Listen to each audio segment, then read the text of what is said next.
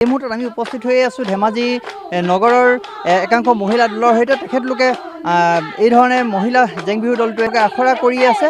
বিশেষকৈ ক'ব বিচাৰিম যে কেৱল গাঁৱেই নহয়, নগৰ অঞ্চলতো বিহুৰ যি পৰিৱেশ, এই পৰিৱেশ দেখা গৈছে। আৰু এইসকল মহিলা ধেমাজি নগৰৰ তেখেতলোকে বিভিন্ন কৰ্মত নিয়োজিত হৈ আছে। তাৰ মাজতে তেখেতলোকে একত্ৰিত হৈ এনেধৰণে কিছু সময় আখৰা কৰে আৰু আখৰা কৰি তেওঁলোকে প্ৰস্তুতি কৰিছে আগন্তুক ৰঙালী বিহুৰ সময়ত তেওঁলোকে এই বিহু মাৰিবৰ বাবে। আমি পোনে পোনে তেখেতলোকৰ বিহুৰ মাজলৈ যাবৰ চেষ্টা কৰিছোঁ। বিহু মাৰিবলৈ যাওঁ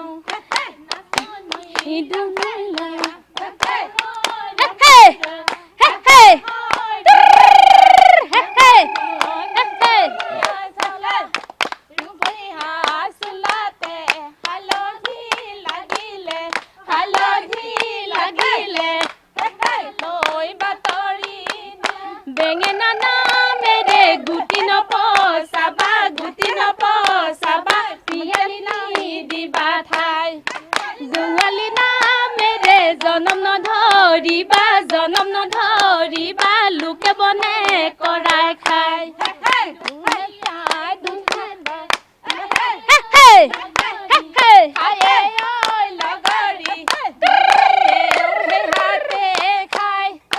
ঈশ্বৰে দুখীয়া কৰিলে লগৰী, কৰিলে লগৰী, খাইছো বাঁহৰ চুঙাত পানী।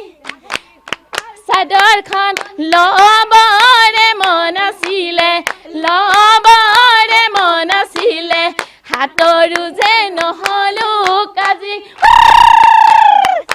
তালৈ যাবৰে মন আছিলে, যাবৰে মন আছিলে, ভাগ্যটো যে নাহিলো লেখি। বিহু দেখুৱাৰ মাজত সমানে সমানে আমি এই মুহূৰ্তত কথা পাতিবলৈ চেষ্টা কৰিম। যিহেতু আপোনালোকৰ বিহুৰ প্ৰস্তুতি কেনেধৰণৰ? প্ৰথমতে মই সমগ্ৰ অসমবাসীক ৰঙালী বিহুৰ শুভেচ্ছা যাচিছোঁ।